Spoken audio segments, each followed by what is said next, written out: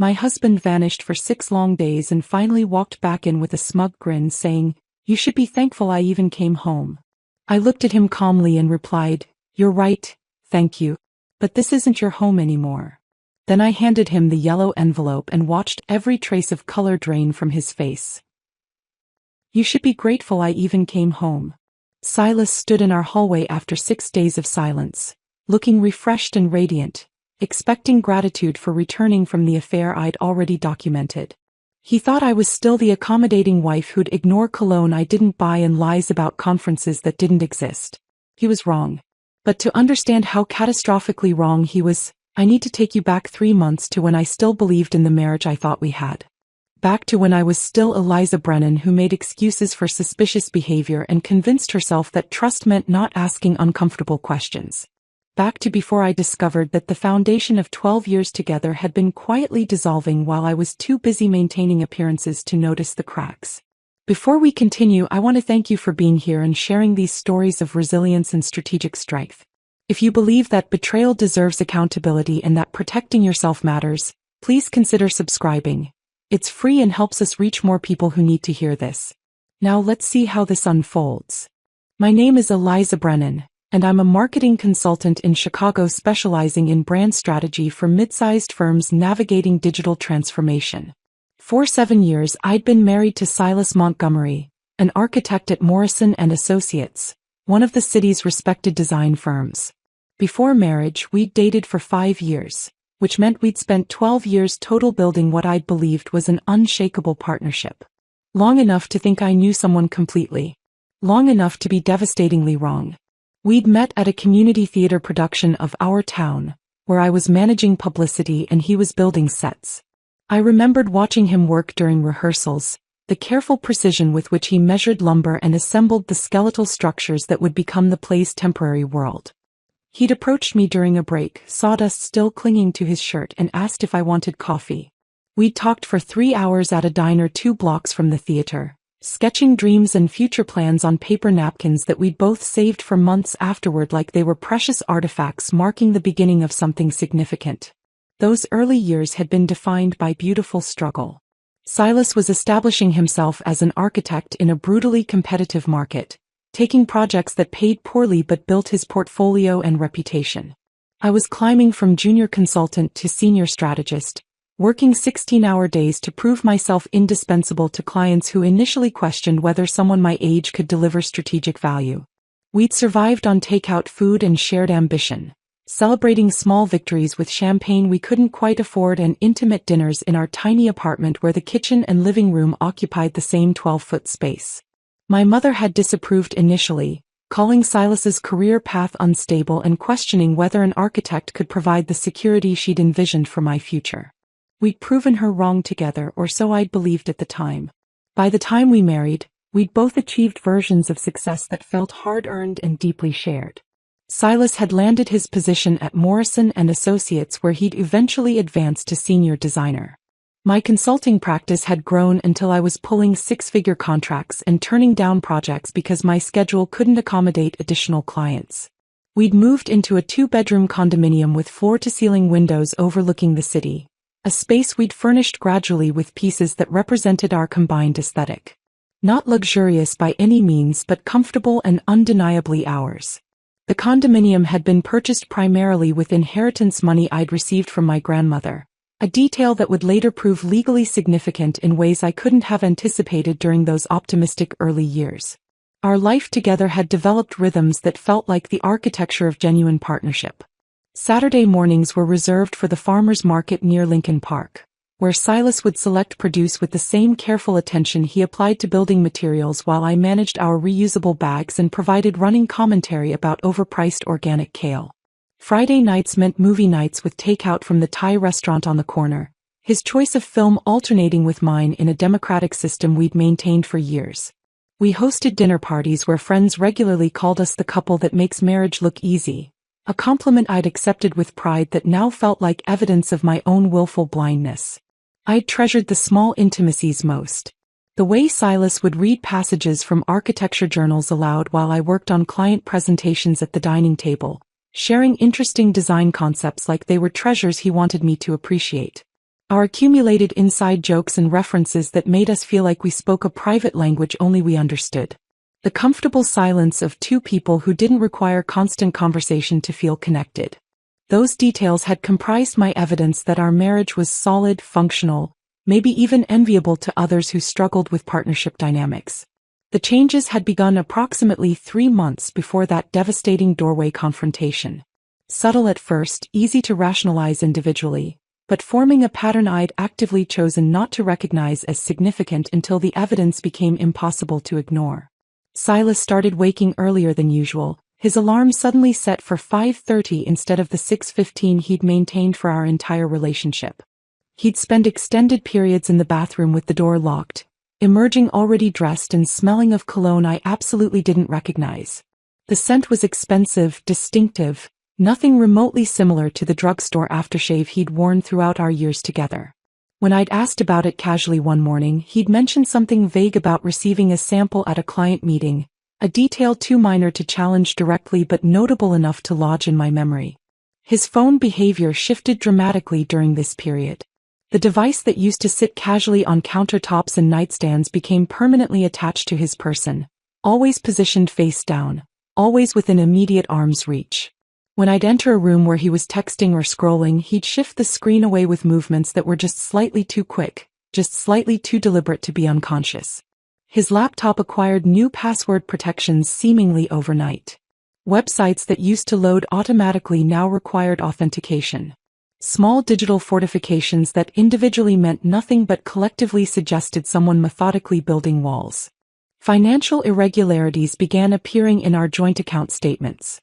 Cash withdrawals occurred every Thursday without exception, always exactly $200. Amounts carefully calibrated to avoid triggering any fraud alerts but consistent enough to establish an unmistakable pattern once I started paying attention. Charges appeared for restaurants we'd never visited together, always on weeknights when he claimed to be working late on demanding projects. When I'd asked about his extended hours at the office, his explanations grew progressively shorter and noticeably more defensive in tone. "It's a demanding project, Eliza. You understand how deadlines work," he'd say with an edge of irritation that felt designed to discourage further questions.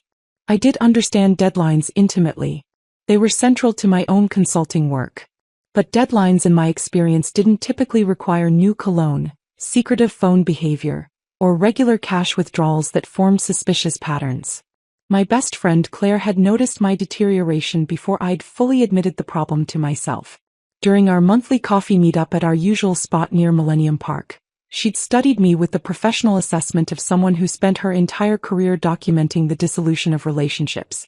Claire was a divorce attorney, one of the most successful in Chicago, and someone I'd known since our college years who understood me well enough to recognize when something fundamental had shifted in my life.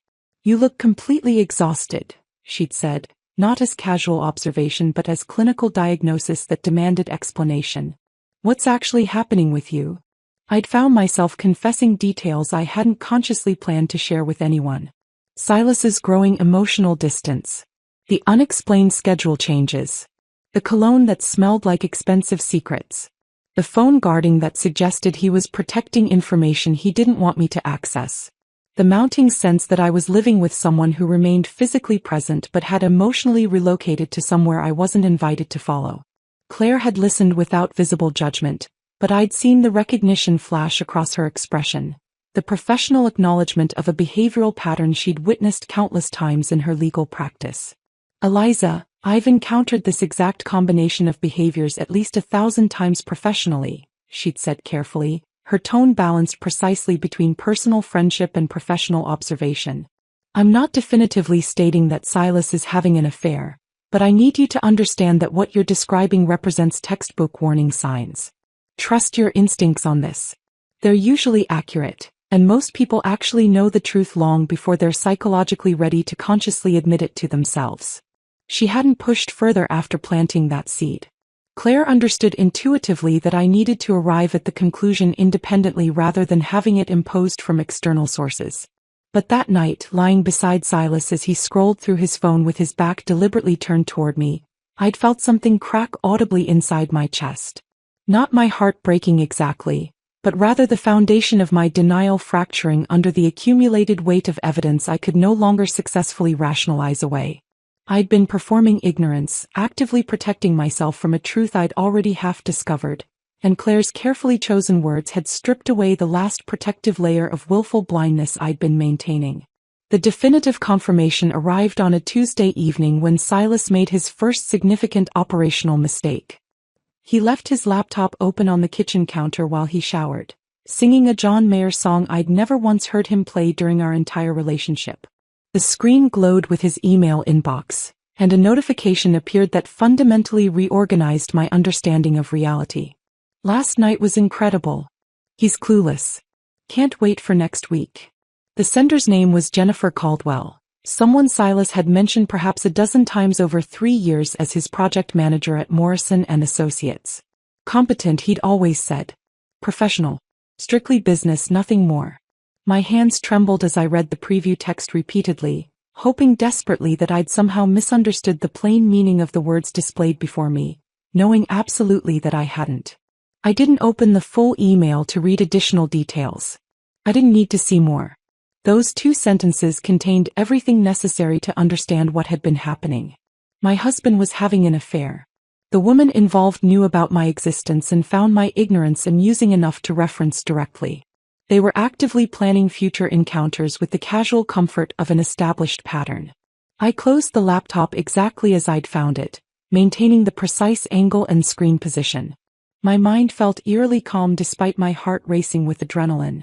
I returned to the kitchen counter where I'd been chopping vegetables for the stir-fry we'd planned to share, picked up the knife I'd set down moments earlier, and resumed the mechanical task. Each slice of the blade against the cutting board marked the ending of one version of my life and the beginning of something I couldn't yet fully envision. When Silas emerged from the bathroom wearing fresh clothes and that now identifiable cologne, he kissed my cheek with practiced affection that felt completely hollow. The gesture seemed rehearsed, performative, a routine maintained strictly for appearances rather than genuine emotional connection. He asked about my day using the tone of someone fulfilling an obligation. I responded with surface details about a client presentation, my voice remaining steady despite the chaos actively reorganizing itself inside my chest. We sat down to dinner together as we had countless evenings before. I watched him eat. I watched him scroll through his phone between bites with casual entitlement. I watched him exist in our supposedly shared space while clearly thinking about someone else, somewhere else, planning encounters that excluded and betrayed me. I smiled appropriately. I asked follow-up questions about his project deadlines that I now understood were partially fictional. I maintained the complete performance of normalcy while understanding with devastating clarity that I was sitting directly across from a stranger who merely happened to wear my husband's familiar face. The foundation hadn't just developed cracks. It had dissolved entirely beneath me, and I was only beginning to comprehend the full scope of what that collapse actually meant for everything I'd built my adult life around. The morning after discovering that email, I woke at 5 and couldn't fall back asleep. Silas was still breathing deeply beside me, oblivious to the fact that the woman lying next to him had stopped being his wife in any meaningful sense and had become something closer to an investigator documenting a crime scene. I slipped out of bed quietly, made coffee I couldn't taste, and sat in my car outside a coffee shop 3 blocks from my office at 7 in the morning, staring at Claire's contact information on my phone screen. My pride wrestled violently with my survival instinct. Asking my best friend for divorce attorney recommendations felt like publicly announcing my marriage's death certificate, transforming private suspicion into irreversible reality. Once I made this call, there would be no pretending I'd misunderstood that email or that some innocent explanation existed for cologne and Thursday night hotel charges. This call would make the betrayal official, would force me to stop performing the role of trusting wife and start preparing for the role of ex-wife. But the alternative terrified me more. Confronting Silas without preparation, letting raw emotion drive my strategy, felt like walking into battle completely unarmed while my opponent had been planning his campaign for months. I pressed call before I could change my mind. Claire answered on the second ring, her voice warm with the assumption this was a normal friendly check-in. Eliza, hey. Everything okay? I need a referral, I said, my voice steadier than I'd expected. For myself. A divorce attorney. The silence on the other end lasted perhaps 3 seconds but felt substantially longer. When Claire spoke again, her tone had shifted entirely from personal friend to seasoned professional who'd heard this exact sentence from desperate women countless times before. Vivian Torres, she said without hesitation, without questions I wasn't ready to answer, without platitudes about marriage counseling or working things out. She's brilliant, absolutely thorough, and she doesn't lose cases. I'll text you her number right now. 20 minutes later, I was scheduling a consultation during a lunch break that Silas would assume I'd spent at my usual Thursday yoga class. The receptionist offered me an appointment for the following week. I asked if anything was available sooner. She found a cancellation for that same afternoon at 2. Vivian Torres's office occupied the 43rd floor of a building overlooking Lake Michigan, all clean lines and floor-to-ceiling windows that made the city look both magnificent and indifferent to individual human suffering. Vivian herself was a sharp-eyed woman in her mid-50s with silver hair cut in a precise bob and a no-nonsense demeanor that somehow made me feel safer despite discussing the collapse of my marriage with a complete stranger. She listened to my story without visible reaction, taking occasional notes on a legal pad while I described the email, the cologne, the Thursday night pattern, the growing distance. When I finished, she set down her pen and leaned forward slightly. Eliza, I'm going to be extremely direct because that's what you need right now. You have exactly 2 options. React emotionally immediately and lose significant leverage, or gather evidence methodically over the next several weeks and control the outcome completely. Which option do you want? The second one, I said without hesitation. Good, Vivian replied. Then we need to talk about documentation, financial protection, and strategic timing. This is going to feel uncomfortable. You're going to feel like you're doing something wrong by investigating your own husband. You're not. You're protecting yourself from someone who's already demonstrated that your well-being isn't his priority. Over the next 3 weeks, I transformed into someone I barely recognized in the mirror. I became a detective in my own marriage, a woman who photographed credit card statements when Silas left them on the kitchen counter, who documented the patterns of his text message behavior, who accessed our family phone plan online to track his location during his supposed late nights at the office. The process felt dirty in ways I hadn't anticipated. I'd spent 12 years building trust with this man, and now I was systematically dismantling that trust from the inside while pretending nothing had changed. But Vivian's words echoed constantly during moments when guilt threatened to derail my resolve. Documentation is protection. You're not violating his privacy. You're gathering evidence of how he violated your partnership. The credit card statements revealed a pattern that made my stomach turn. Silas had been visiting the Lakeside Boutique Hotel every Thursday night for the past 4 months, charging rooms to our joint credit card at $175 per visit. He was literally using our shared money to fund his affair, the financial equivalent of making me pay for my own betrayal. I photographed every statement, highlighted every charge, created a spreadsheet that tracked dates and amounts with color-coded precision. The cash withdrawals formed their own damning pattern. Every Wednesday without fail, Silas withdrew exactly $200 from our joint account at an ATM near his office. The amounts were carefully calibrated to avoid triggering any fraud alerts but consistent enough to clearly fund a parallel life I wasn't supposed to know existed. Dinner receipts appeared for restaurants we'd never visited together, always on Thursday evenings, always for 2 people, always charged to our joint card before the hotel room. I created a master spreadsheet that would have impressed my most detail-oriented clients. Color-coded rows tracked every lie he'd told about late meetings, every Thursday he'd claimed to work late on demanding projects, every expense that couldn't be explained by legitimate architectural work. Dates, amounts, locations, all meticulously documented. I was building a legal case against the man I'd promised to love forever.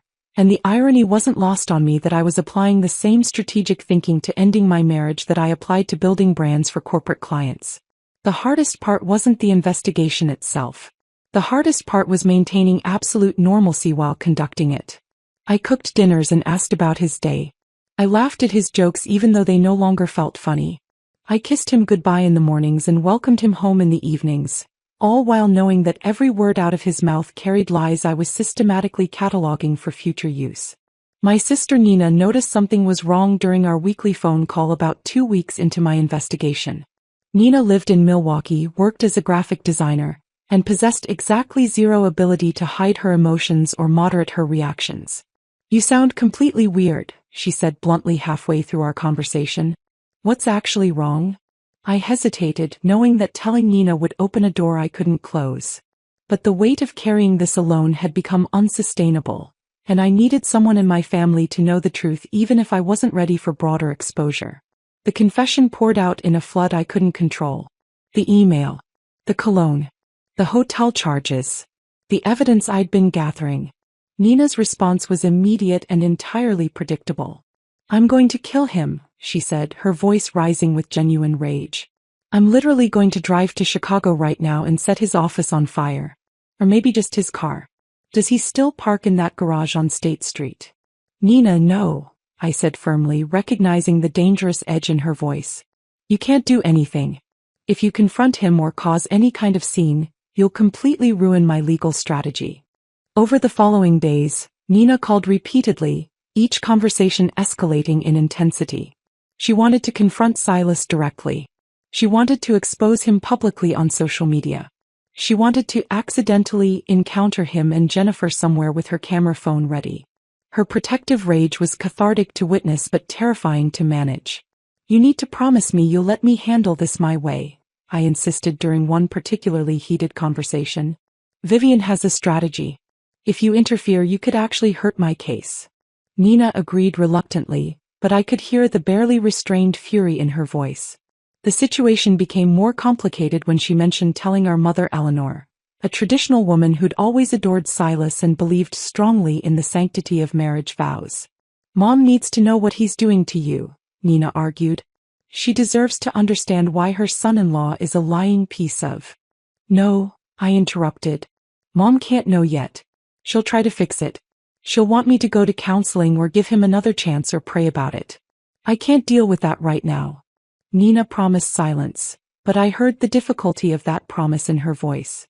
My sister had never been good at keeping secrets, especially ones that made her angry. The breakthrough in my investigation came when Vivian recommended a private investigator named Marcus Webb. Marcus was a former Chicago police detective who'd transitioned into private investigation work specializing in marital cases. He was expensive, requiring $2,000 upfront, but Vivian promised he was worth every cent. He'll get you photographs, comprehensive documentation, behavioral patterns, everything you'll need for settlement negotiations, she explained. This isn't about punishing your husband. It's about ensuring you have leverage. Marcus worked for exactly 2 weeks, following Silas during his supposed late nights and weekend site visits. When he delivered his report, professionally bound with tabs separating different categories of evidence, I had to sit down before opening it. The photographs were devastating in their casual intimacy. Silas and Jennifer walking hand in hand along a beach I didn't recognize. Sharing dinner at a restaurant with wine glasses and candlelight. Kissing in a parking lot with the comfortable ease of an established couple rather than the nervous excitement of a new affair. Every image was time-stamped and geotagged, creating an irrefutable timeline that matched exactly with the dates Silas had claimed to be working late or visiting project sites. But Marcus's report contained information beyond the affair itself.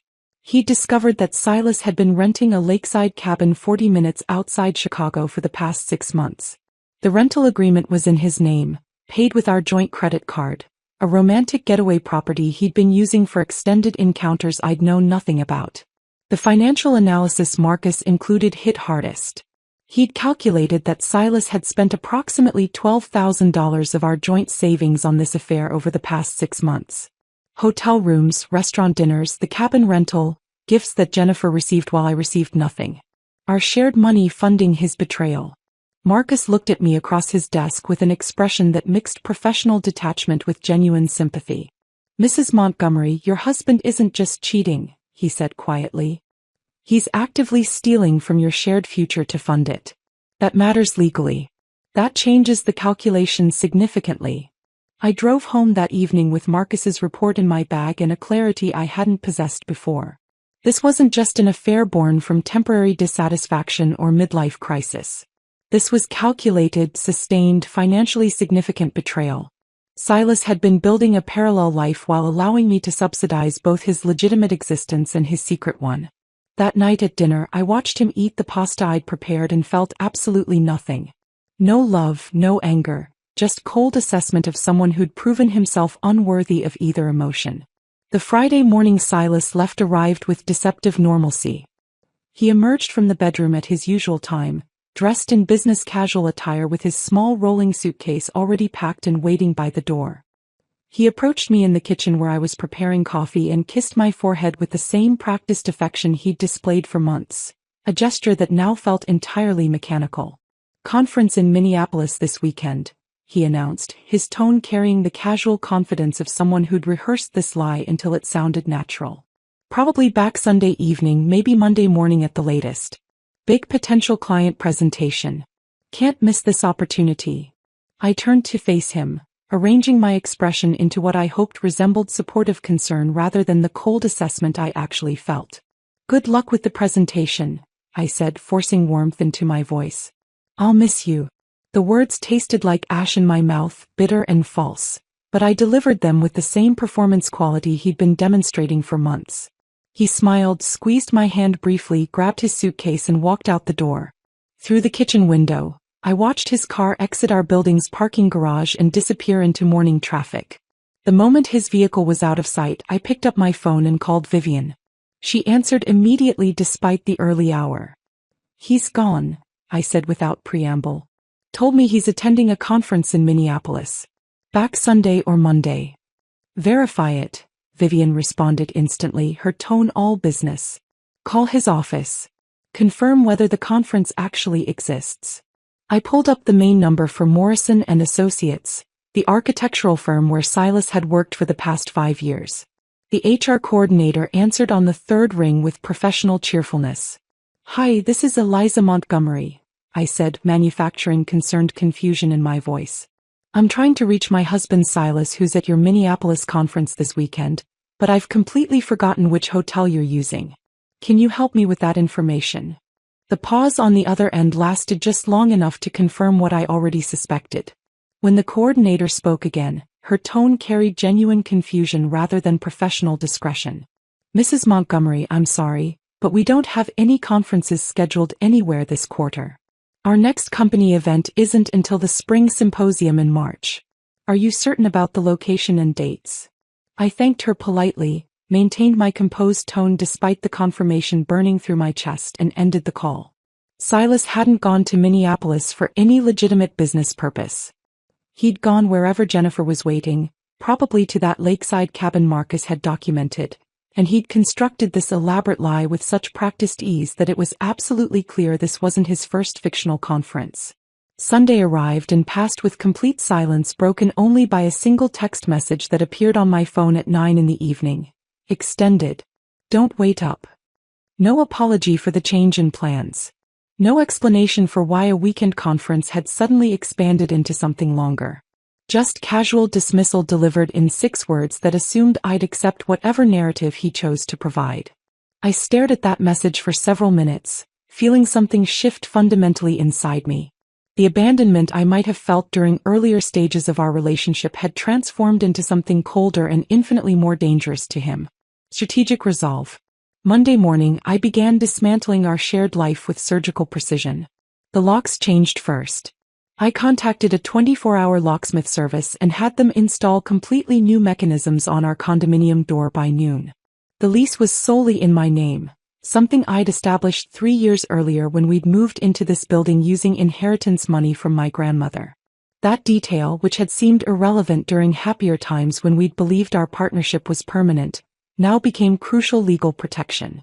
I contacted our building management office and updated the authorized occupant list, formally removing Silas Montgomery from any access rights to the property. The property manager expressed mild surprise but processed the change without requiring extensive explanation. Building policy allowed leaseholders to modify access privileges at their discretion. Tuesday, I addressed our financial entanglement. I contacted our credit card companies and canceled the cards attached to our joint account, timing the cancellations carefully to ensure any charges Silas might attempt during his absence would be declined. I opened a new checking account at an entirely different financial institution and redirected my consulting income, which had been funding the majority of our joint expenses for the past 2 years. Every transfer was documented meticulously with notes explaining that I was protecting marital assets from further dissipation due to suspected misconduct. Wednesday brought the emotionally complex task of packing his belongings. I moved through our condominium methodically, gathering his clothing from the closet we'd shared, his toiletries from the bathroom, his architecture books from the shelves he'd installed himself 3 years ago. His collection of design journals, his drafting tools, his framed photographs from projects he'd completed, all of it went into boxes I stacked in the guest room with the systematic efficiency of someone cataloging artifacts for permanent storage. Each item I packed carried memories that wanted to surface. The shirt he'd worn on our anniversary trip to Michigan. The watch I'd given him for his birthday 2 years ago. The sketchbook where he'd drawn preliminary concepts for projects while we'd sat together on lazy Sunday mornings. I forced myself to treat these objects as evidence of a life that had already ended rather than remnants of something worth grieving. Emotion was a luxury I couldn't afford during these critical 72 hours. The physical dismantling felt both devastating and strangely empowering. I was actively choosing my response rather than passively accepting whatever narrative Silas would eventually present upon his return. 12 years of accumulated partnership compressed into boxes and policy changes, the architecture of our shared existence systematically deconstructed while he was presumably building intimate memories with someone else. Marcus called Wednesday afternoon, day 5 of Silas's unexplained absence, with an update delivered in his characteristically direct manner. "I have what you need," he said simply. "Can you meet?"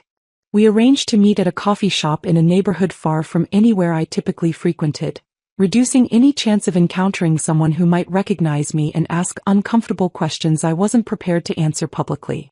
Marcus arrived carrying a manila envelope and a USB drive, both of which he placed on the table between us with the solemnity of someone delivering crucial evidence in a criminal investigation.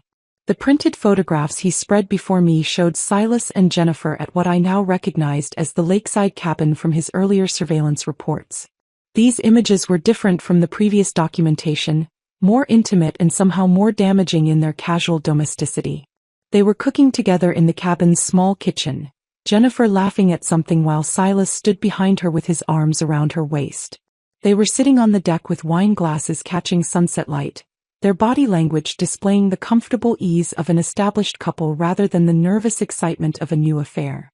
One photograph in particular struck me with physical force. Silas and Jennifer at a small restaurant in the nearby town, sitting across from each other at a corner table. Silas wore the new navy jacket I'd noticed hanging in our closet last month, something I'd assumed he'd purchased for work presentations. Jennifer wore a delicate silver necklace that caught the light in ways that suggested it was expensive, possibly a gift funded by money from our joint accounts. Marcus had also captured them loading grocery bags into Silas's car, ordinary domestic activities that looked exactly like a couple on vacation managing the practical details of their temporary shared life. The ordinariness of it somehow made the betrayal more complete. "They're not hiding," Marcus observed, watching my face process the images. "They're comfortable, established, not taking particular precautions. This isn't new behavior for them. This is routine." He handed me the cabin's rental agreement, which he'd somehow managed to obtain through methods he declined to specify. Silas had signed it using his real name and paid the deposit with our joint credit card. The arrogance was breathtaking.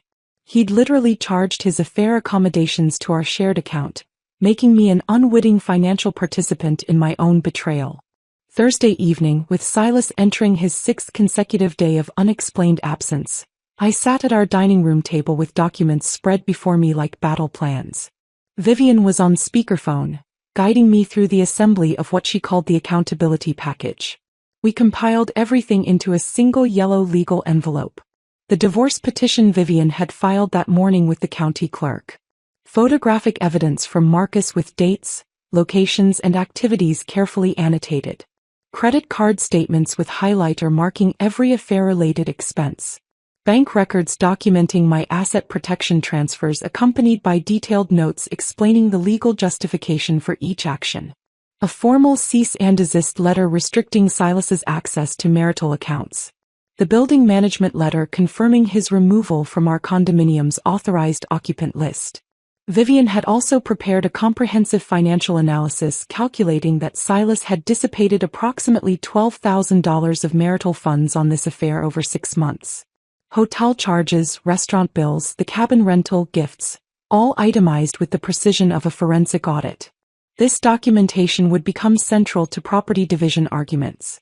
"This is your insurance policy," Vivian explained, her voice carrying professional satisfaction.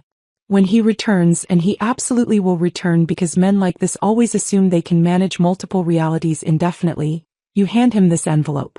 Don't argue. Don't explain. Don't engage emotionally. Just hand it to him and watch his understanding of the situation reset completely in real time." I sealed the yellow envelope and placed it precisely in the center of our coffee table, positioned where it would be immediately visible to anyone entering the condominium. It sat there like a landmine waiting to be triggered, like a bomb with a timer set to detonate the moment Silas walked through the door he no longer had keys to access. That night I slept better than I had in months. Not from happiness or satisfaction, but from the profound relief of knowing I'd converted pain into strategy and grief into protection. I'd spent 6 days building consequences while Silas had spent 6 days believing consequences didn't apply to him. Friday evening arrived with the weight of inevitability. I'd spent the day working from home, attempting to focus on client presentations while my attention kept drifting to the yellow envelope positioned precisely in the center of the coffee table. Around 6 o'clock, I heard the distinctive sound of a key attempting to turn in the lock that no longer recognized it. The metallic scraping continued for several seconds, confusion evident in the increasingly forceful attempts. Then silence. 30 seconds later my phone buzzed with an incoming text message. "I'm outside.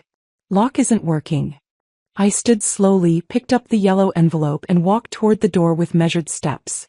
Through the peephole, I observed Silas standing in the hallway with his small duffel bag, looking nothing like a man who'd just spent 6 days doing something worthy of guilt or shame.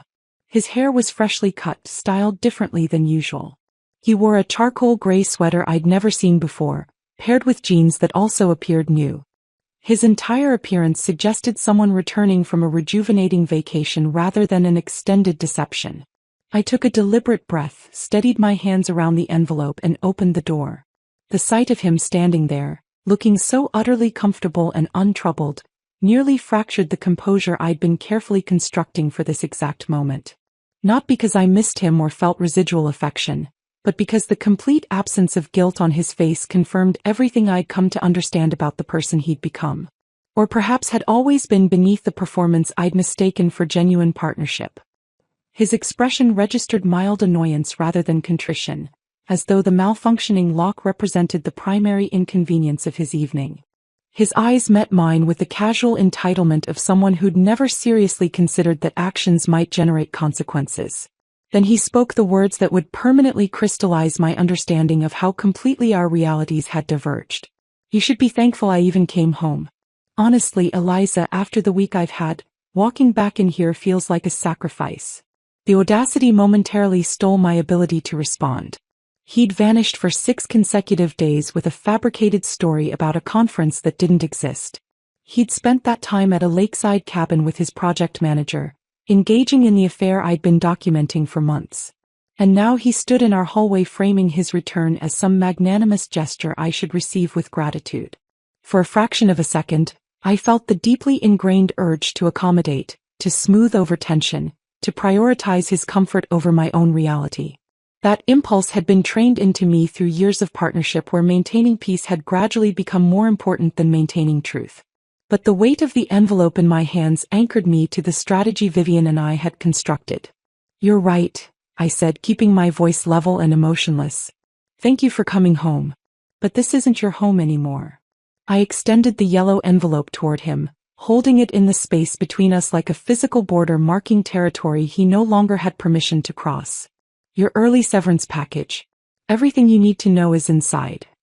Silas took the envelope with the confidence of someone who still fundamentally believed he controlled the narrative of our relationship. He tore it open without particular care, the same casual dismissiveness he might apply to opening routine mail, and began scanning the first page. I watched his face transform in real time, a masterclass in the physical manifestation of dawning comprehension. Confusion appeared first as his eyes moved across the legal language of the divorce petition Vivian had filed. Then comprehension as he turned to the second page and encountered the first of Marcus's photographs showing him and Jennifer at the lakeside cabin. Disbelief flickered across his features as he continued flipping through pages that documented his affair with timestamps, geotagged locations and financial records. His hands began trembling visibly around page 4, which contained credit card statements with highlighted charges for hotel rooms, restaurant dinners and the cabin rental. By the time he reached page 7, Vivian's comprehensive financial analysis calculating the $12,000 he'd dissipated on his affair, all color had drained from his face. "What is this?" The question emerged as barely more than a whisper, his voice cracking midway through. "You can't just, this isn't legal. You can't lock me out of my own home." I leaned against the doorframe, maintaining the careful composure I'd practiced mentally for weeks. "Actually, this condominium is in my name exclusively. The lease I signed, the mortgage I'm currently assuming to buy out the building's equity, the security deposit I paid using my inheritance. All mine. You've been living here as my guest for the past 3 years, though I'll admit that legal distinction felt irrelevant when we were actually functioning as married partners. Past tense, as you'll note from the documentation." I watched him process this information, observed the precise moment when he realized I'd been strategizing comprehensively while he'd been focused exclusively on managing his affair logistics and assuming I'd remain conveniently oblivious. He attempted denial first, a predictable initial defense mechanism. "This evidence is circumstantial. Those photographs could be explained as work-related or—" "Page 5, I interrupted calmly, not allowing him to construct alternative narratives. "Timestamps, geotagged locations, credit card receipts creating an irrefutable timeline." Marcus was extremely thorough. "The cabin rental agreement is also included, signed in your name, charged to our joint account." His denial crumbled quickly, replaced by the equally predictable blame strategy. "You've been emotionally cold and distant for months, Eliza. Constantly prioritizing your consulting work over our relationship. Jennifer just understood me in ways you apparently stopped trying to. She actually listened when I talked about my projects instead of treating my career like background noise to your own ambitions." I let him complete the entire accusation without interruption, recognizing it as the standard script of someone attempting to redistribute responsibility for choices they'd made unilaterally. When he finally fell silent, I responded with the clarity I'd developed over weeks of processing his betrayal. "You chose to pursue an affair instead of initiating an honest conversation about relationship dissatisfaction. You chose to construct elaborate lies instead of leaving with integrity. You chose to spend $12,000 of our shared money funding that affair while allowing me to subsidize our legitimate household expenses. Every single choice in that sequence was entirely yours. My only choice was determining how to respond to your choices, and I chose documentation over devastation and strategy over suffering." Silas looked down at the papers again, then back up at me, searching desperately for the version of me who used to accommodate his moods, who used to pursue him for closure when he withdrew emotionally, who used to absorb his dissatisfaction and work to fix problems he'd never clearly articulated. That woman no longer existed in any form he could access or manipulate.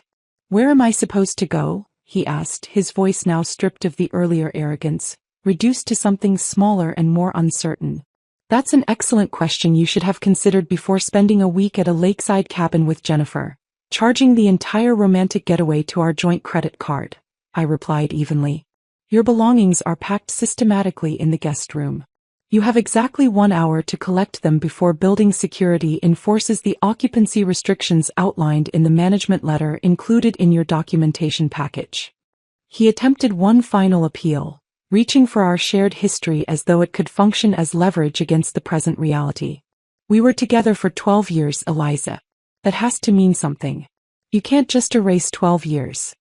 I felt something twist uncomfortably in my chest, not from nostalgia or residual affection, but from recognizing his attempt to weaponize our history against me, to use the foundation we'd built as an argument for why I should tolerate its destruction. "It meant everything," I said quietly, holding his gaze. "Past tense. You systematically converted those 12 years into a cautionary tale about taking partnership for granted. Congratulations on that particular transformation." I stepped back and began closing the door. Silas immediately placed his hand against it, Not with aggression but with the desperate energy of someone watching their reality restructure in ways they couldn't control or negotiate. Please. Can we just talk about this like adults? Have an actual conversation instead of this cold legal approach. I met his eyes one final time, observing the fear and confusion there, feeling absolutely nothing beyond a distant clinical interest in his psychological state. Adults don't disappear for 6 days without legitimate explanation, I said calmly. Adults don't construct fictional conferences to cover extended affairs. Adults don't spend marital resources on hotel rooms for extramarital relationships. You wanted to be treated like an adult? You're being served comprehensive divorce papers prepared by an experienced attorney. That represents the adult version of this conversation. Everything else is just negotiation, and I'm no longer interested in negotiating with someone who's been operating in bad faith for months. I closed the door with finality. The lock engaged with a solid click that felt like punctuation marking the end of a very long, painful chapter. Through the peephole, I watched Silas remain motionless in the hallway for nearly 2 full minutes, staring at the yellow envelope in his hands as though expecting it to transform into something different if he looked long enough. Eventually, he turned slowly toward the elevator, shoulders visibly slumped under the weight of consequences he'd genuinely never imagined would materialize. The elevator doors closed on his diminished figure, and I stepped away from the door, setting my hand against the wall to steady myself as the adrenaline that had sustained my composure began dissipating. It was finished. The confrontation I'd been strategically preparing for had concluded exactly as Vivian predicted it would.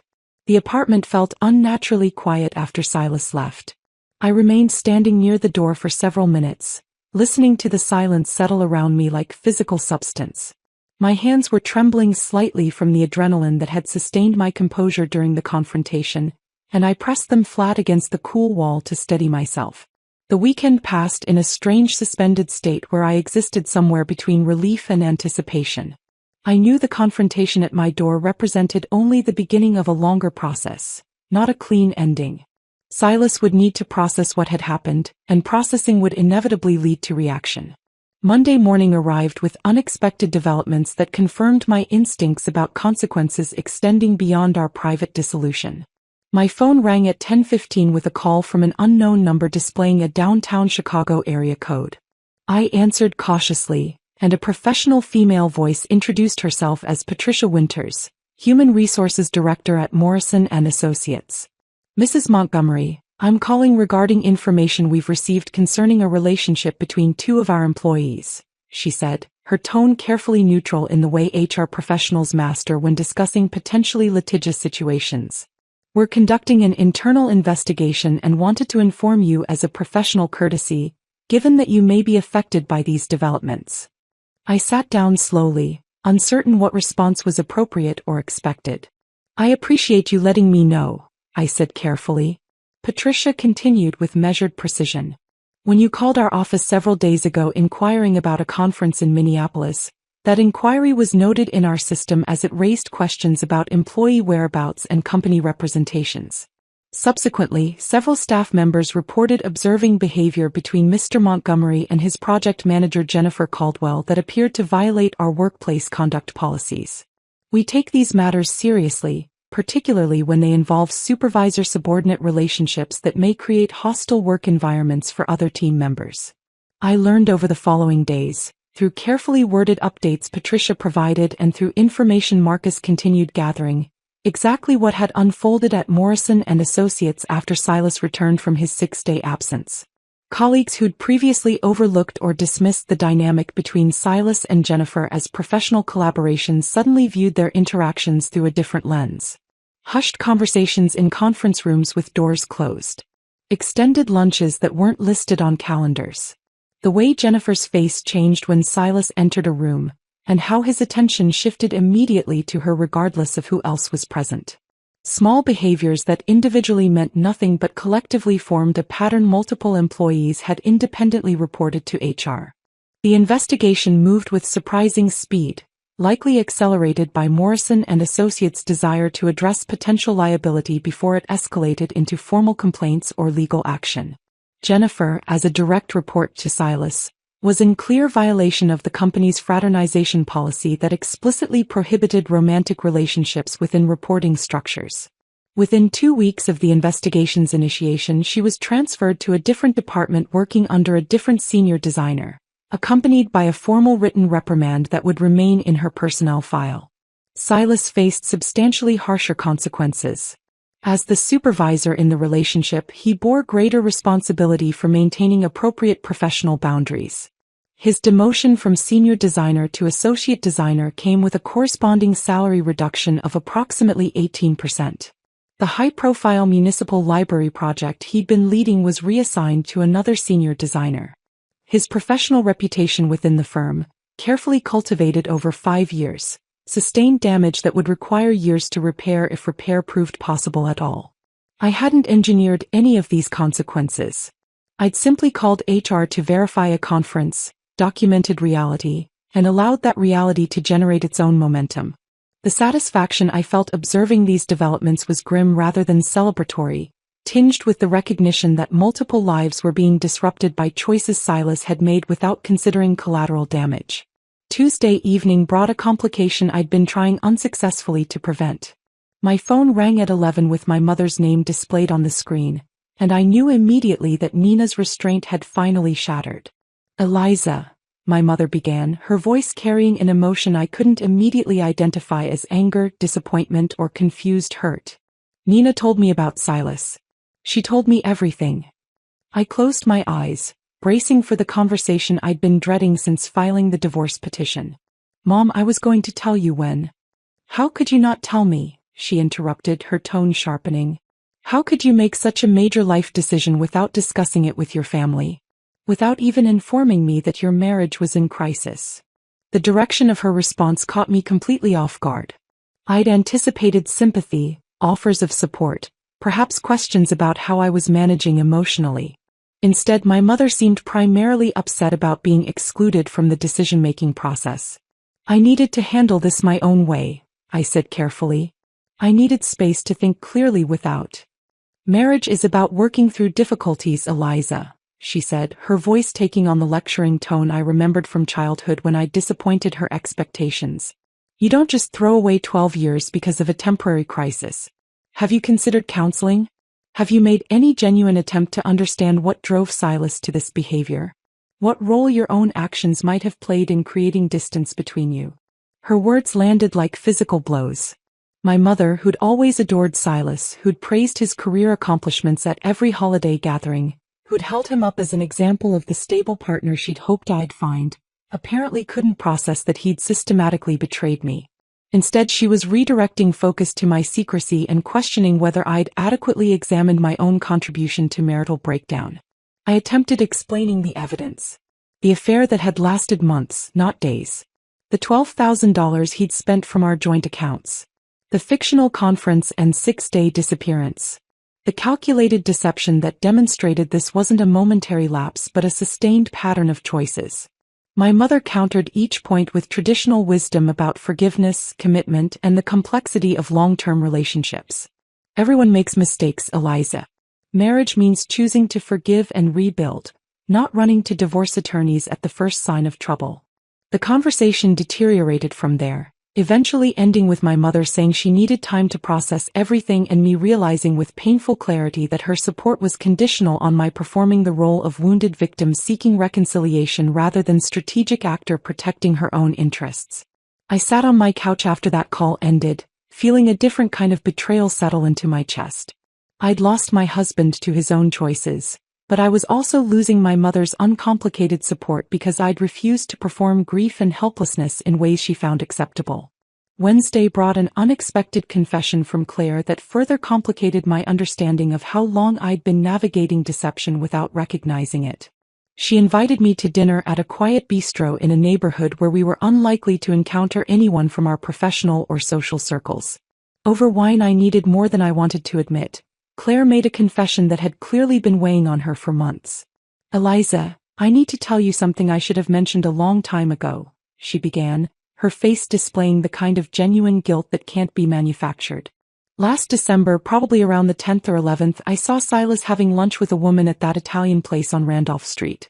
Rossetti's, the one with the private booths in the back. She paused, gathering courage to continue. They were sitting in one of those booths, very close together, and something about their body language felt wrong to me. The way they were leaning toward each other, the way she was laughing, the way he was looking at her. I convinced myself I was misreading the situation, that I shouldn't plant suspicion in your marriage without concrete proof, that maybe she was just a colleague and they were discussing work in a comfortable way. Claire met my eyes with visible distress. When you called me asking for a divorce attorney referral, everything clicked into place immediately. I'd witnessed the affair in its early stages and said absolutely nothing. I convinced myself I was protecting you from potentially unfounded suspicion, but really I was just avoiding an uncomfortable conversation. I didn't know how to process this information. Part of me felt betrayed by her months of silence. Part of me understood the impossible position she'd occupied, trapped between potentially destroying my trust in my marriage based on ambiguous observation and potentially allowing me to continue investing in a relationship that was already compromised. I'm not angry, I said slowly, working through my reactions as I spoke. You were in an impossible situation. If you'd been wrong, I would have resented the suspicion. Since you were right, I resent the silence. There wasn't a good option available to you. Claire reached across the table, gripping my hand. I'm so sorry. I should have trusted you to handle difficult information. I should have trusted your strength instead of trying to protect you from potential pain. The conversation shifted something in our friendship, introducing new complexity but also deeper honesty. We talked for hours about the impossible ethics of friendship, about when loyalty means speaking uncomfortable truths, about how Claire's professional exposure to failing marriages had made her perhaps too cautious about intervening in mine. Thursday brought information from Marcus that I found grimly satisfying in ways that probably said unflattering things about my emotional state. He called mid-afternoon with an update I hadn't specifically requested but that Vivian had authorized him to continue gathering. Thought you should know your husband's romantic situation is deteriorating rapidly, Marcus said without preamble. Jennifer Caldwell is actively distancing herself from him. She's declining his calls, avoiding him at work beyond what's professionally required, and I observed her at a wine bar last night with a different man who appeared to be more than casual company.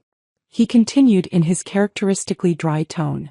I also obtained text message content between Jennifer and one of her friends where she described Silas as becoming excessively dependent and dramatic now that the affair has professional consequences. Direct quote. He keeps calling wanting to talk about our future and I'm realizing he's just a guy who cheated on his wife, not some romantic hero. The whole thing feels exhausting now that it's not secret anymore. I absorbed this information with complicated emotions. The woman who'd participated in destroying my marriage was now abandoning Silas because consequences proved less romantic than secrecy. Affairs apparently thrived on deception and died when exposed to ordinary daylight reality. Vivian believes this information strengthens our settlement position, Marcus added.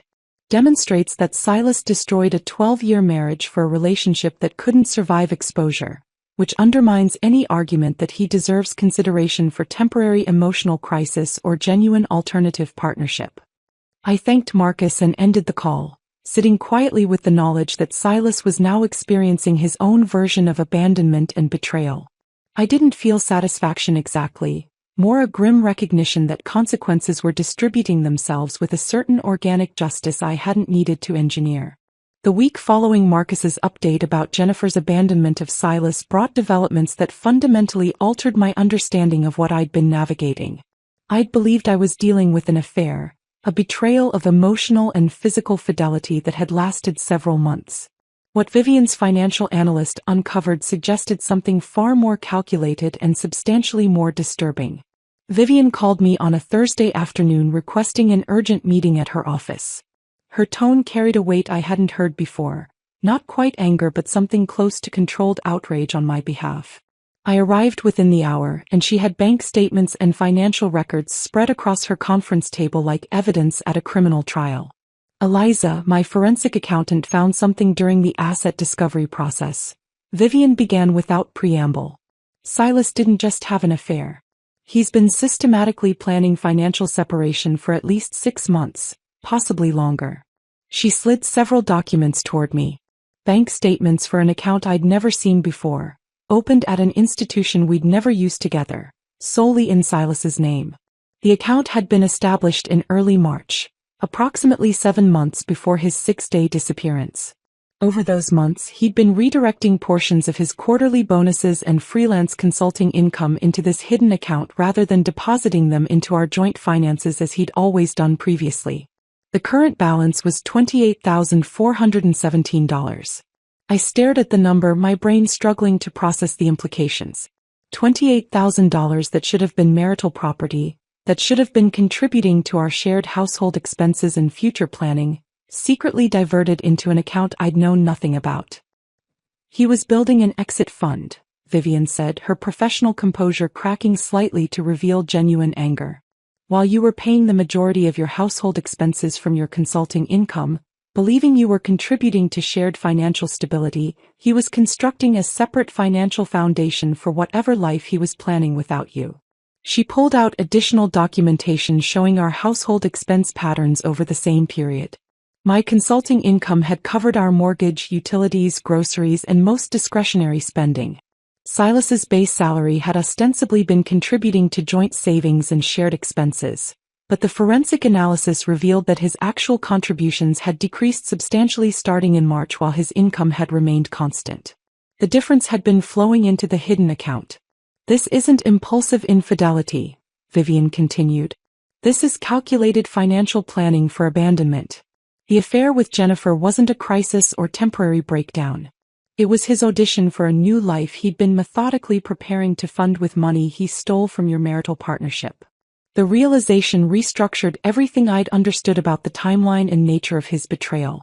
The lakeside cabin, the expensive restaurant dinners, the gifts Jennifer had received, all of it had been funded by money he'd diverted from our shared future while allowing me to subsidize his daily existence. He hadn't just been unfaithful. He'd been systematically robbing our partnership to finance his escape from it. I drove home from Vivian's office in a state of cold fury that felt qualitatively different from anything I'd experienced during the previous weeks. Betrayal of fidelity was devastating.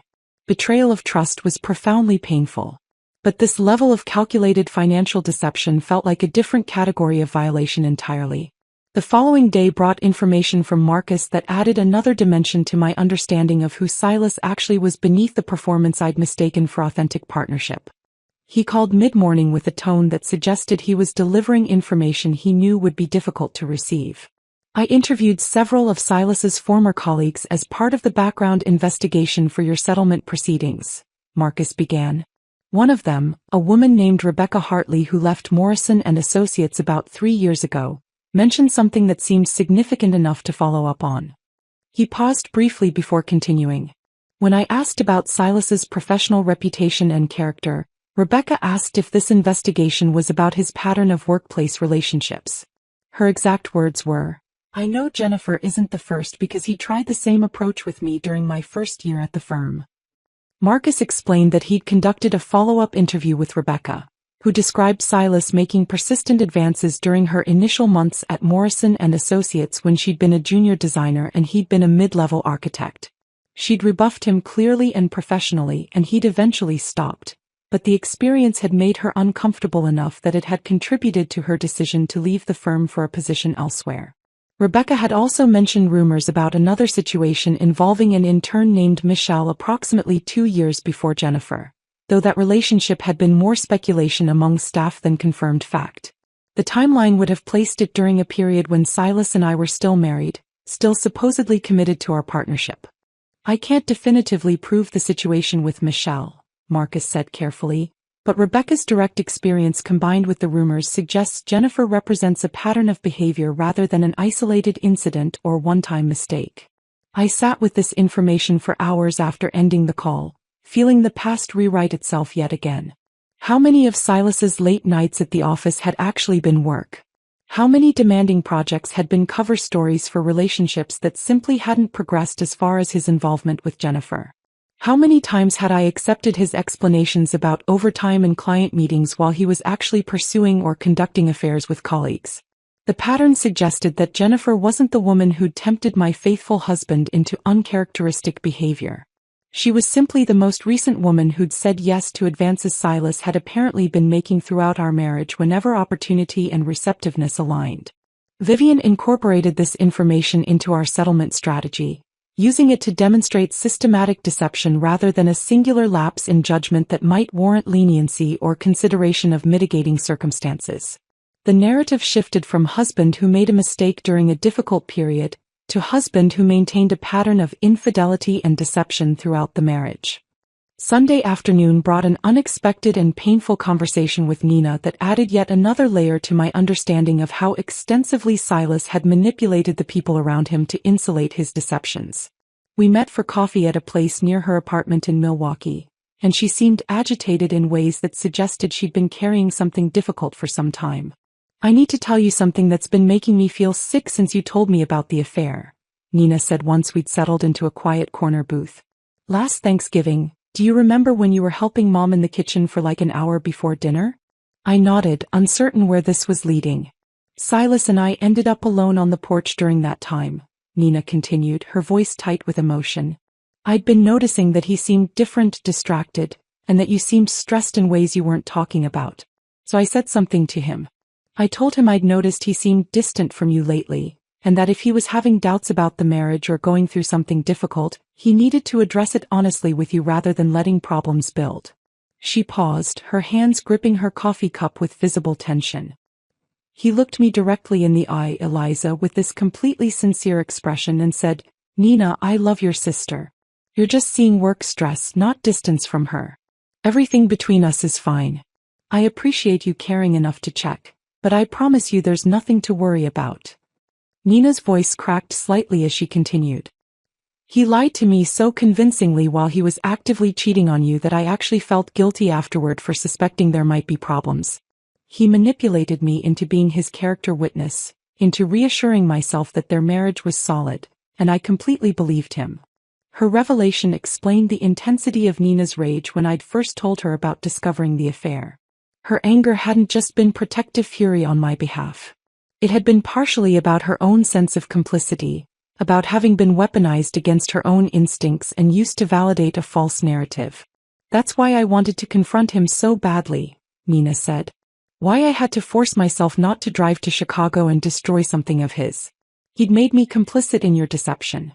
He'd used my trust and my love for you as a tool to further insulate his lies." I reached across the table and gripped her hand. "You're not complicit. He manipulated you the same way he manipulated me. That's what he does apparently. He constructs narratives and performs sincerity until people believe the version of reality he's selling." The final piece of understanding arrived unexpectedly while I was packing the remaining items from the guest room to be shipped to whatever address Silas had provided his attorney. Tucked between two architecture textbooks on the bottom shelf, I found a leather-bound journal I'd never seen before. Professional ethics and basic respect for privacy suggested I shouldn't read someone's private journal. But curiosity and the need to understand what had actually been happening in the mind of someone I'd shared 12 years with overwhelmed those considerations. The entries dated back approximately 2 years, and they provided a window into Silas's internal narrative that was simultaneously illuminating and deeply infuriating. He'd written extensively about feeling underappreciated in our marriage, about how I'd supposedly changed after my career success and started earning more than him, about how our relationship had become emotionally stale and professionally competitive rather than supportive. The entries were masterful exercises in retrospective justification. He'd systematically rewritten our entire marriage history, reframing normal partnership dynamics as evidence of my failure to adequately appreciate or understand him. Quiet evenings working on separate projects became evidence that I'd stopped engaging with his interests. My career success became proof that I'd prioritized professional achievement over emotional intimacy. Normal relationship patterns that every long-term couple experiences were transformed into evidence of fundamental incompatibility. One entry from approximately 3 months before his disappearance read, "E doesn't understand ambition anymore. She's become too comfortable, too settled in her success. Jay makes me feel alive again, seen in ways I haven't felt in years, like the man I was before marriage domesticated me and turned me into someone I barely recognize." Reading those words crystallized something crucial. Silas hadn't betrayed me because our marriage was actually failing in any objective sense. He'd constructed a narrative of failure specifically to justify betrayal he'd already decided to commit. The journal was evidence of someone rewriting history to absolve himself of responsibility for destroying something that had actually been functional, if imperfect in the ways all long-term relationships inevitably become. I photographed the relevant pages carefully and sent them to Vivian, who responded within an hour that this documentation would be invaluable for demolishing any argument Silas's attorney might attempt to make about marital breakdown or shared responsibility for the relationship's dissolution. That evening, I sat in my condominium surrounded by the evidence of systematic deception that extended far beyond a simple affair, and I felt something shift in my chest. The shock and hurt that had characterized my initial responses to discovering his infidelity had transformed into something colder and more clarifying. I understood now exactly who Silas Montgomery was beneath the performance he'd maintained for 12 years. Someone capable of elaborate, sustained deception. Someone who rewrote reality to serve his own narrative needs. Someone who weaponized trust and manipulated the people who cared about him to insulate his betrayals. And I understood with absolute clarity that protecting myself from that person had been the most important decision I could have made. The settlement conference was scheduled for a Tuesday morning in early November, approximately 6 weeks after I'd served Silas with the divorce petition at our condominium door. The intervening weeks had been consumed with document preparation, financial discovery, and the methodical construction of the legal case that would determine how our 12-year partnership would be formally dissolved. I arrived at the courthouse 45 minutes early, meeting Vivian in the lobby where she reviewed our strategy one final time. She carried 2 leather portfolios containing organized documentation of everything we'd gathered. Marcus's photographic evidence, financial records demonstrating asset dissipation and concealment, the journal entries I'd photographed, testimony from Rebecca Hartley about Silas's pattern of workplace relationships, and the findings from Morrison and Associates' internal investigation. Remember that settlement conferences are designed to avoid trial, Vivian instructed as we rode the elevator to the 4th floor. Judge Reeves will hear both sides and push toward resolution. Your job is to remain composed regardless of what Silas or his attorney say. Let me handle all substantive responses. The conference room was aggressively institutional. Fluorescent lighting, gray carpet, a rectangular table surrounded by office chairs that had seen better decades. Judge Reeves, a woman in her early 60s with silver hair and an expression suggesting she'd presided over countless variations of this same painful scenario, arrived precisely at 9 and introduced herself with professional efficiency. Silas entered 3 minutes later with his court-appointed attorney, a public defender named Matthew Grant who appeared simultaneously overworked and underprepared. Silas looked substantially different than he had 6 weeks earlier at our doorway confrontation. Thinner, with shadows under his eyes that spoke to poor sleep and considerable stress. His suit hung slightly loose, suggesting weight loss he hadn't intended. When his eyes briefly met mine before he sat down across the table, I saw something that might have been shame or perhaps just exhausted resignation. Judge Reeves began by establishing ground rules and explaining the settlement conference process. Then she invited Vivian to present our position. Vivian's presentation was clinical and devastatingly thorough. She walked through the timeline of Silas's affair, supported by Marcus's photographic documentation showing him and Jennifer at the lakeside cabin, at restaurants, engaging in domestic activities that demonstrated an established relationship rather than isolated encounters. She presented the credit card statements demonstrating $12,000 in affair-related expenditures charged to our joint account. She introduced evidence of the hidden savings account containing $28,000 that Silas had systematically diverted from marital assets while allowing me to shoulder the majority of household expenses. She detailed the findings from Morrison and Associates' internal investigation, which had resulted in Silas's demotion and Jennifer's transfer due to violation of workplace conduct policies. She referenced Rebecca Hartley's testimony suggesting a pattern of inappropriate workplace relationships extending beyond Jennifer. She presented excerpts from Silas's journal demonstrating that he'd been constructing justifications for betrayal rather than responding to actual marital failure. Matthew Grant attempted to interrupt several times, trying to argue that Illinois was a no-fault divorce state where marital misconduct shouldn't influence property division. Judge Reeves cut him off with the weary patience of someone who'd heard this argument too many times to count. Counselor, while Illinois doesn't recognize fault as grounds for dissolution itself, Asset dissipation due to marital misconduct absolutely influences equitable distribution, she said firmly. Your client spent $12,000 of marital funds directly on an extramarital affair and concealed $28,000 in a separate account he established specifically to prepare for leaving the marriage. These are not neutral factors that the court can ignore when determining fair division of assets. Watching Silas sit across that conference table while his deceptions were catalogued publicly in official legal proceedings generated a complex emotional response I hadn't fully anticipated. Not satisfaction exactly, though there was an element of grim vindication in seeing his choices documented and acknowledged. More a sense of finality, of watching consequences crystallize into official record that would permanently define how our partnership had ended.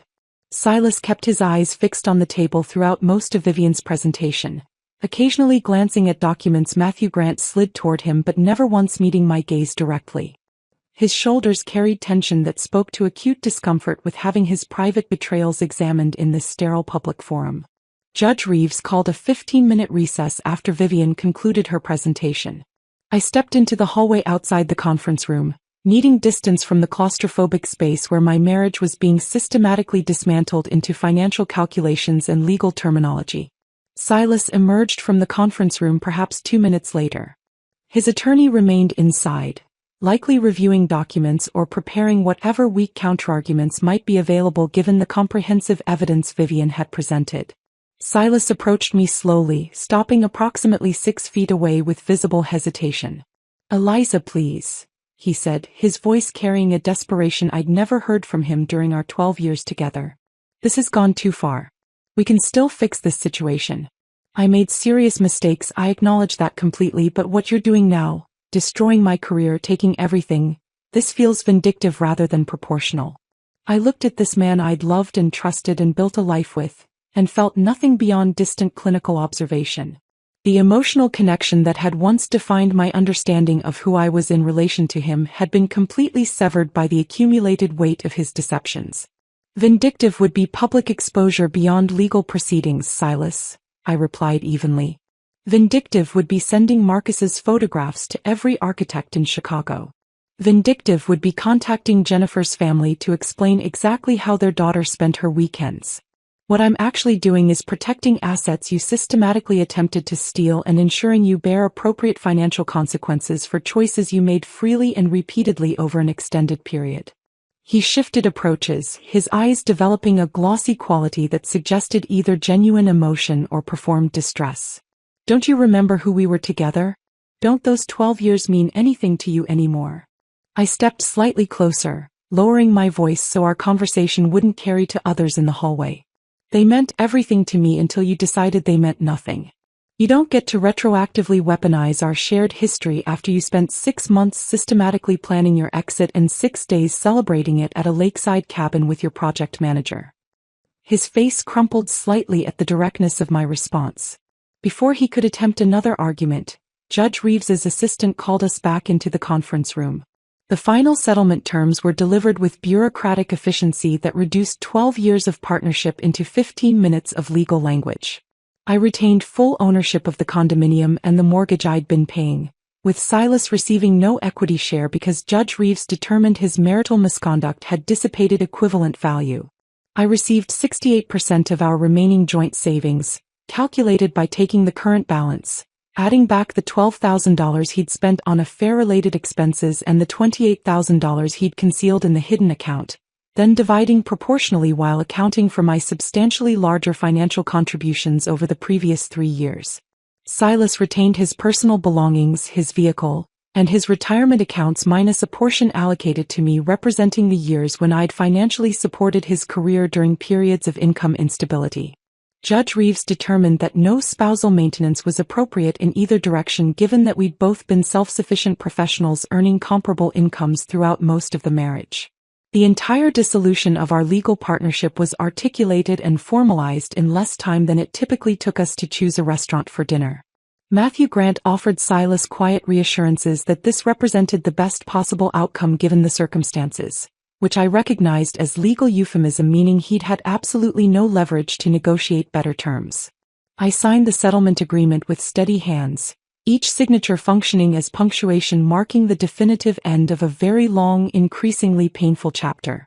Silas signed with hands that trembled visibly, his attorney guiding him through each required signature line with patient instruction. Standing on the courthouse steps afterward, autumn wind cutting through my coat, I felt something shift in my chest. Not happiness or triumph, but a lifting of weight I'd been carrying for months. Vivian stood beside me, professional satisfaction evident in her expression. "You executed this perfectly," she said, and I understood she was offering professional assessment rather than personal comfort. "You documented comprehensively, protected yourself financially, and refused to let emotion compromise strategy. That's precisely why the settlement favored you so decisively." I watched Silas emerge from the courthouse entrance 20 feet away, Matthew Grant speaking to him in tones too low to hear while Silas stared at nothing in particular. He looked smaller somehow, physically diminished by the official acknowledgement of his choices and their consequences. For a brief moment our eyes met across the distance. I saw him searching my face for something, perhaps regret or residual feeling or some opening he might exploit to attempt reconciliation or renegotiation. I offered him nothing beyond neutral acknowledgement of his presence. Then I simply turned away, walking toward the parking structure where my car waited, moving deliberately toward the life I'd been methodically rebuilding while he'd been occupied destroying the previous version. Vivian accompanied me to my car, and before I opened the door she said something I would remember during the difficult weeks that followed. "Revenge isn't about making someone hurt proportionally to how much they hurt you," she said quietly. "It's about making certain you don't hurt anymore. You just accomplished exactly that."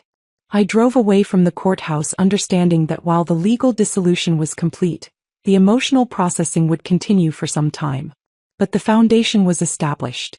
I'd protected myself when protection was needed, responded to chaos with strategy rather than hysteria, and ensured that consequences landed where they legitimately belonged. The drive home from the courthouse felt different than any journey I'd made over the previous 6 months. The legal dissolution was complete, formalized through signatures and judicial approval that transformed 12 years of partnership into a historical fact rather than a present reality. The weight I'd been carrying since discovering that email on Silas's laptop had lifted partially, replaced by something that felt tentatively like the beginning of peace. The condominium I returned to that evening still carried traces of our shared life despite the changes I'd implemented during his 6-day absence. Over the following weeks, I began a more comprehensive transformation that would convert this space from a museum of memories into something that reflected only my own aesthetic and priorities. The repainting started the first weekend after the settlement conference. I'd hired painters initially, receiving quotes that seemed reasonable until I considered the therapeutic value of doing the physical work myself. The neutral beiges and grays that Silas had insisted represented sophisticated, resale-friendly choices disappeared under colors I'd wanted for years but had never advocated for strongly enough to override his preferences. Deep teal in the living room, a shade that caught light from the floor-to-ceiling windows in ways that shifted throughout the day. Warm terracotta in the bedroom, creating an atmosphere that felt restful rather than sterile. Soft sage in what had been our shared bedroom but was now being converted into a dedicated home office. Each wall I painted felt like reclaiming territory that had been ceded gradually over years of compromise that had somehow always tilted toward his preferences rather than representing genuine partnership negotiation. The physical labor proved unexpectedly therapeutic, the repetitive motion of rolling paint across surfaces allowing my mind to process emotions I'd been suppressing during the strategic phases of documentation and legal maneuvering. The furniture changes followed naturally. The modern sectional couch Silas had loved, which I'd always found aggressively uncomfortable despite never articulating that clearly enough to prevent its purchase, was donated to a charity that furnished apartments for families transitioning out of homelessness. The glass dining table that showed every fingerprint and watermark, requiring constant maintenance I'd somehow become solely responsible for, was replaced with a solid wood table from an estate sale that carried its own history and required no particular maintenance beyond normal cleaning. I purchased a vintage leather reading chair from a consignment shop in a neighborhood I'd never explored during the marriage, positioning it beside the window where morning light pooled most generously. That chair became my favorite space in the entire condominium, a location specifically designated for quiet mornings with coffee and books, activities that required no accommodation of anyone else's schedule or preferences. The bookshelves filled gradually with titles I'd been meaning to read for years but had somehow never prioritized during the period when maintaining a marriage had consumed energy I hadn't fully recognized I was expending. I hung photographs from solo trips I'd taken before meeting Silas, visual reminders that I'd existed fully and independently before our partnership and would continue existing fully after its dissolution. The transformation of physical space supported a parallel transformation of social connections that had been neglected or diminished during the marriage years. Claire and I navigated the complicated new dynamic our friendship had acquired after her confession about seeing Silas with Jennifer months before I'd confirmed the affair myself. We met for dinner regularly over several months, having conversations that were sometimes difficult but ultimately strengthened our connection through increased honesty. One evening in late December, over wine at the bistro where she'd made her initial confession, I told her something I'd been processing since that conversation. "I understand the impossible position you were in last December," I said carefully. "You were trying to protect me from potential false accusations while also respecting my agency to discover truth on my own timeline. Those were both valid concerns that created an impossible situation with no clearly correct choice." Claire's visible relief suggested she'd been carrying guilt about her silence for months. "I've been terrified that you'd never fully forgive me for not saying something when I first saw them together," she admitted. "I forgive you completely," I said, meaning it. "But I need you to promise that if you ever observe something concerning in the future, you'll trust me enough to handle difficult information. I'd rather process painful truth than continue investing in comfortable fiction." She agreed without hesitation, and our friendship deepened from that exchange. The honesty we'd established about her earlier silence created space for greater authenticity in all our subsequent interactions. I also reconnected with college friends I'd gradually drifted away from during the marriage years. Women who'd invited me to weekend trips that Silas had subtly discouraged through expressions of concern about the expense or questions about whether I really wanted to spend limited vacation time away from him. Career opportunities he'd questioned by raising doubts about whether the additional responsibility was worth the increased stress. Adventures he'd deemed impractical through gentle mockery disguised as affectionate teasing. Reconnecting with these women, I recognized with uncomfortable clarity how substantially I'd contracted my life to accommodate preferences and boundaries I'd internalized as reasonable partnership compromise.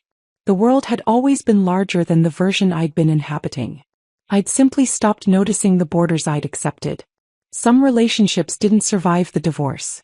Several couples we'd been friendly with during the marriage gradually faded from contact, apparently uncomfortable with the messiness of dissolution or perhaps feeling obligated to maintain loyalty to Silas despite the circumstances.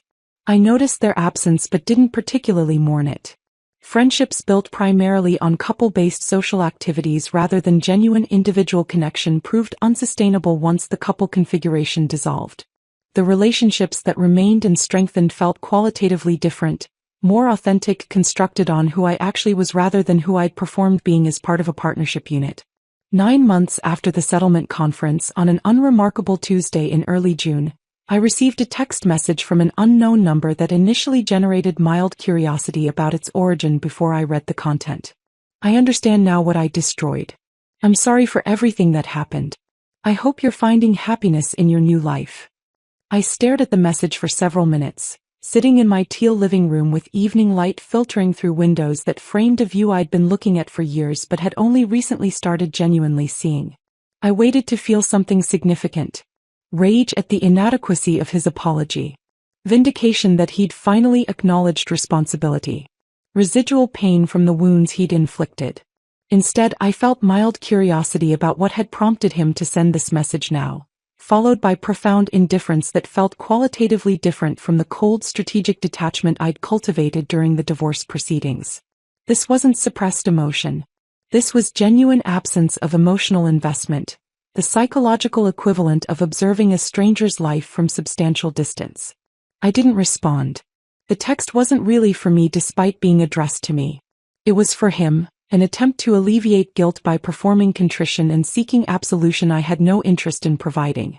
I deleted the message and blocked the number, actions motivated not by anger but by simple recognition that Silas Montgomery had become someone I used to know.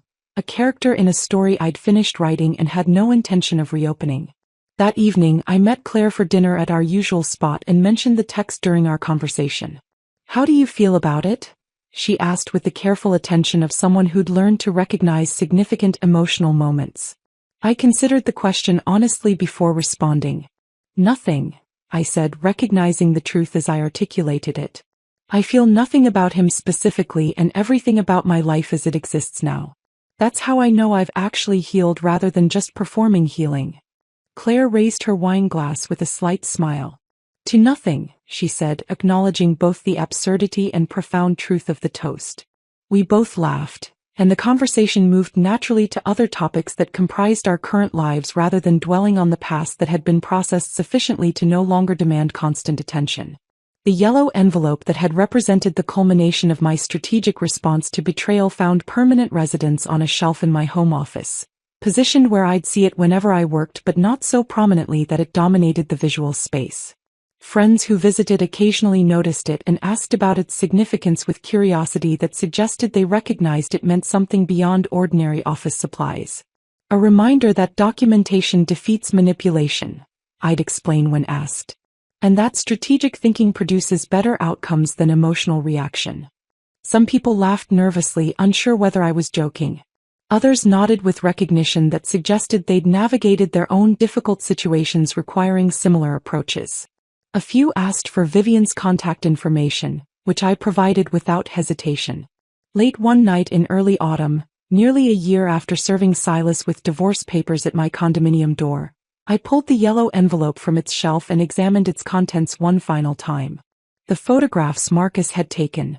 The financial records demonstrating systematic deception. The legal documents that had formalized the dissolution. I smiled slightly at Vivian's handwritten notation on one page. "Client exhibited exceptional strategic thinking throughout. Recommend as model for effective divorce preparation." I realized with clarity that had developed gradually over months that the yellow envelope had never actually been about revenge despite how the confrontation might have appeared to external observers. Revenge would have implied wanting Silas to suffer proportionally to the pain he'd caused me.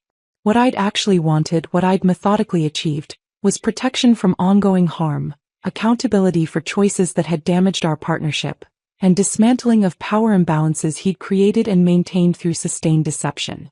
I'd wanted him to carry the appropriate weight of his own choices rather than successfully distributing that weight onto me through guilt, financial manipulation, or narrative reconstruction that reframed his betrayals as somehow jointly caused by marital dysfunction. The envelope went back on its shelf, transformed from a weapon into a monument marking the precise coordinates of my transformation from someone who'd absorbed betrayal into someone who'd protected herself when protection became necessary. That night, I went to bed in a condominium that belonged entirely to me legally, financially, and emotionally. The silence that filled the space didn't feel empty or lonely. It felt complete, the natural atmosphere of a life reconstructed according to specifications I'd developed independently rather than through negotiated compromise with someone whose preferences had somehow always carried disproportionate weight. I'd learned something essential through the process of discovering betrayal and strategically responding to it. Peace doesn't emerge from revenge that balances suffering. Peace doesn't come from reconciliation that papers over fundamental violations of trust. Peace comes from the quiet certainty that you protected yourself when protection was needed, that you responded to chaos with strategy rather than matching it with equivalent chaos, and that you closed doors that should never have been opened while walking deliberately forward into a future only you define. If this story of strategic justice had you completely gripped, hit that like button right now. My favorite part was when Eliza handed Silas that yellow envelope at the door and watched his face drain of color as reality hit him. What was your favorite moment? Drop it in the comments below. Don't miss more powerful stories like this. Subscribe and hit that notification bell so you never miss an upload.